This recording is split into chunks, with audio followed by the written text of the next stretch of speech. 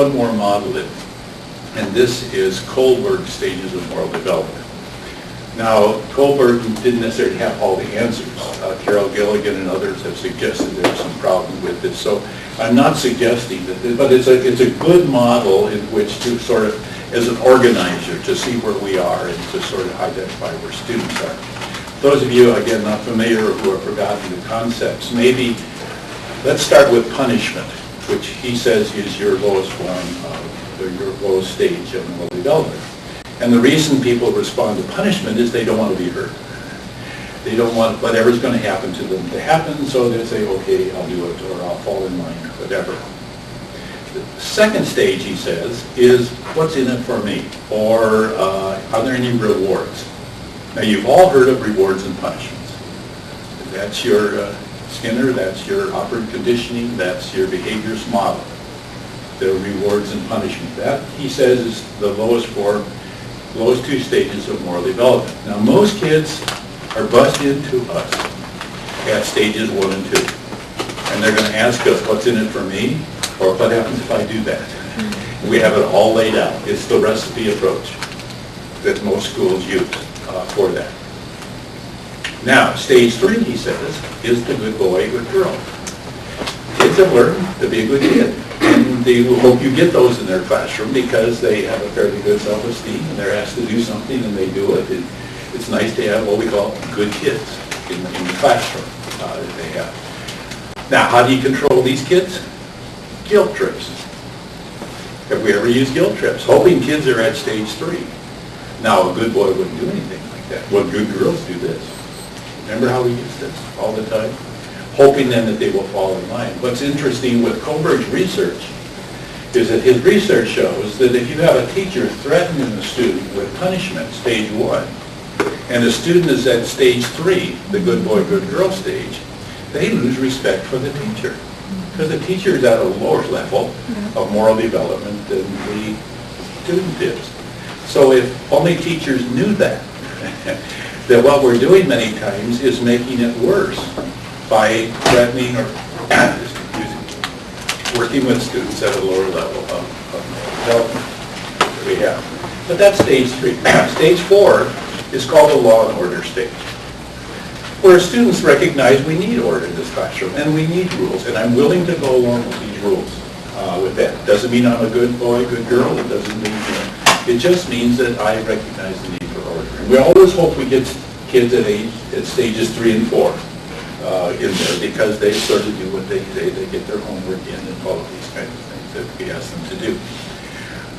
But still, at stage 3 and 4, we're still going for an obedience model.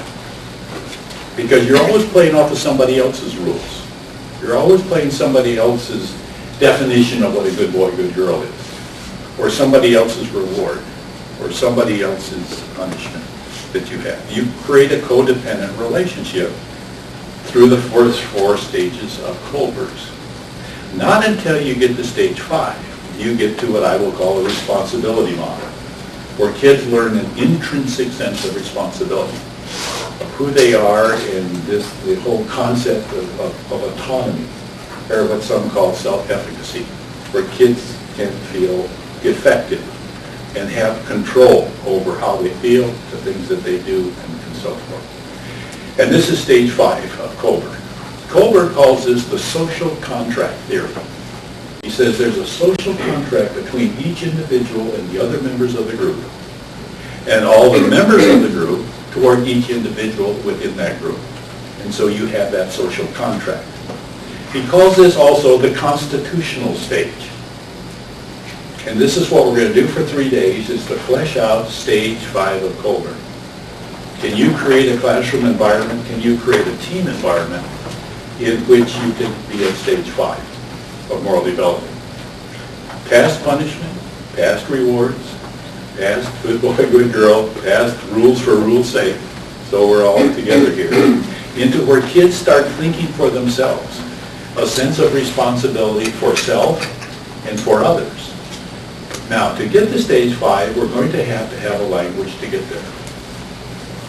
We're going to have to not use some of the language we use and beginning use the language of stage 5. So But I have found with judicious discipline that we have developed a language to get to stage 5. For students to use, for teachers, administrators, coaches to use, among ourselves, to create a what we call a culture of civility. If anybody, as we teach this language, many will ask, whose values are we teaching? And your response would be the language, the values of civility, based right on our form of government here in the United States that we have. Hopefully these values, these concepts of civility, will transcend our cultural differences, our ethnic differences, our socioeconomic differences. If all kids are speaking this language, we eliminate much of the language of bias and stereotyping and all of that goes with this. And we can basically focus on a more abstract level of thinking, in which bring it down to relationships that are certainly very real that we have with them. But this language is the language that replaces all of the bullying language. It replaces all the put-downs. It replaces the sarcasm as you get to this type of language. And what we have found, and as my brother goes through the research of how does this really affect the classroom environment.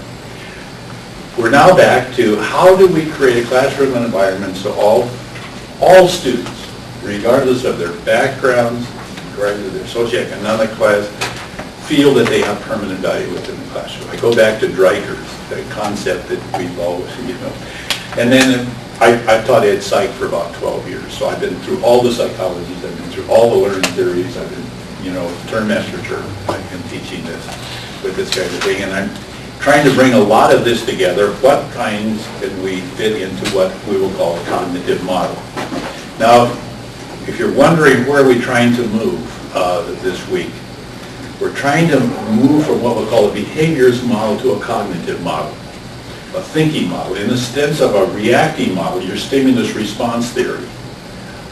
Shut up, they're quiet. This kind of a thing. Moving to a different language where the students begin doing the thinking. And that's what we term as responsibility. Can that responsibility come from within, or is it always playing off of somebody else? Moving away from a dependent model to an independent model, where students develop that sense of autonomy. Now, not all teachers want to do this, because some teachers love that dependent relationship. They really get a kick out of that. That makes them excited because I have people depending on me, and that makes me feel good. So as I say, this is some of the things we have to get past as we want to make changes. Do we really want to create a classroom environment where kids are working independently or cooperatively in groups and things this, and we are used as a resource instead of the demands and all of the things? It doesn't mean we don't provide leadership. In fact, that's what we call this model. We call it a leadership model as opposed to dictating and autocratic and such as this. Certainly to develop the ideas and certainly help students develop these as well with them. So this is where we're trying to go with this model. This gives you a couple of bases in psychology as we get into some of the legal concepts. Are there any questions to this point as far as where?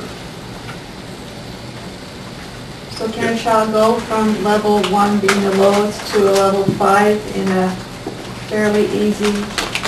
We're going to have, yes, the answer is yes, we're going to go.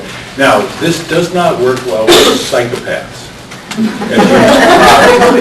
As you develop a conscience and as you get certain kids with psychopath behavior, they don't have it. By the way, not much does work with psychopaths with this. So you have to understand that there would be some kids, and that there are some kids that are going to take more time than others.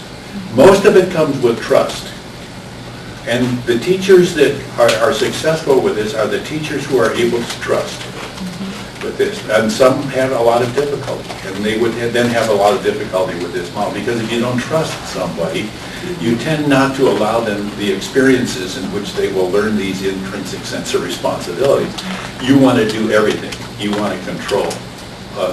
Teachers that have a difficult time trusting use a control model, and it all bases from them, and it tends to be an autocratic model. So this is, I'm saying, as we are now, we all have some problem with trust at some level too. So I'm not saying we're normally there, but being able to at least develop this and try these kinds of things, it's amazing how much trust you can develop in others. Once you help them with a structure of how to interact with others and how to handle themselves, how to interpret what others are doing. So this is a model that is steeped in content. So in order to learn this model, it's based on the content that we're going to be talking about this week. But the good news is, I have it down to pretty much a few basic concepts. So if you can, and as we get to a principle level of thinking with this, by the way, in my opinion, that's the only way we can be consistent, is to be consistent in principle as we play out the 1,000 things we have to decide every day. How are we going to be consistent as we do this? And so what we'll be discussing this week and bringing about is these basic principles of what we will call stage 5, or a classroom environment where all students have permanent value. They stay have to prove themselves with this. By the way, in an autocratic classroom, teachers talk about privileges. You have the privileged class and you have your underprivileged class. And if you're not the privileged, you know school wasn't good that day, and so forth. In a democratic classroom, you have rights. And you don't have to earn rights. You're born into them in the United States, and you're bussed into them in a public school. So you do come in with what we call rights. And this is what Dreikers was talking about. He didn't probably know it at the time. But there's something about a democracy, which means you have rights in that democracy, which means we recognize you as a person with feelings, with being able to express opinions and all those things that we mean by rights. And so this is what we call the permanent value as it deals with this. You don't have to prove your sense as a human being. As the teacher says, no food or drink in the classroom. Then you have to prove yourself. The teacher is simply using a bullying tactic to say, my human compass are more important than yours. So this is the first thing we stop. Kohlberg's, the research in Kohlberg showed that 2 things have to happen to get to stage 5. 2 things must happen to get to stage 5. Number 1, you have to have a language to get there. You have to have the language, and this is the language we're going to be working on this week. Second, you have to model it. We have to do it, so-called, what is it, talk is cheap, or walk the walk and all of these things. We have to model this. If we're going to, ask students to respect each other, we have to start by respecting the students and so forth. It's that kind of modeling effect that we do. And that's the hardest part, a lot of times, is changing something about us, which was, in a sense, not modeling the behavior that we want.